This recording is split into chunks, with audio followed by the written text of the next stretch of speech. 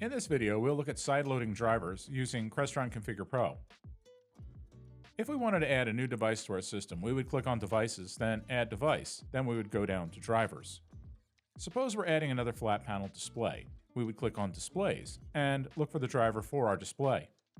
What if our display is not in the list? We do have a Crestron Home compatible driver we want to use. There is a way to sideload the driver to the processor so it will appear in Configure Pro. The first thing we need to talk about is where all the drivers in the list in Configure Pro come from. Normally, we don't think about that, as they are right there on the screen for us to pick. The drivers come from drivers.crestron.io. We will open a browser and go to drivers.crestron.io. We have already logged into the website and searched for a driver we can borrow for our demonstration. In this case, we will select the flat panel display we have highlighted. Click the checkbox to the left and download the driver to our local PC. It will arrive as a zip file containing the driver.pkg or package file. We will need to expand the .zip and get the driver package file.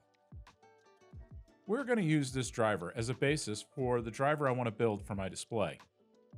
Perhaps my display uses most of the commands in the driver and I only need to change the power on and power off commands.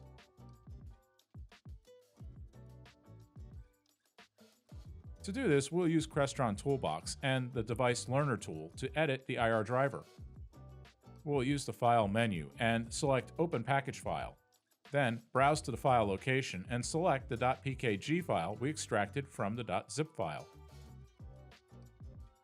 We already opened the .pkg file and saved it under a different name to make it easier to find once sideloaded. We will pick the new file name from the history list. Under the device description, you can see how we changed some of the information to not match the original driver. We will ensure that the Create Crestron SDK driver is checked. Switching to the remote buttons, we can see all the previously learned commands. We will select the Power On, then the Learn button, and use the Crestron IR Learner, CSP-LIR, to learn the command from the display's IR remote. See the F1 help file for more information on that process. Once the new commands are learned, we will save the .pkg file. Next, we will select the Send to Device option. This will load the updated driver to the Crestron Home processor. We have already created a Toolbox address book with the connection information for our Crestron Home processor. We will use it to connect. The transfer will take a short time to complete. When complete, the dialog box will say File Transfer Completed. The new driver is loaded to the processor and we can now find it in Configure Pro.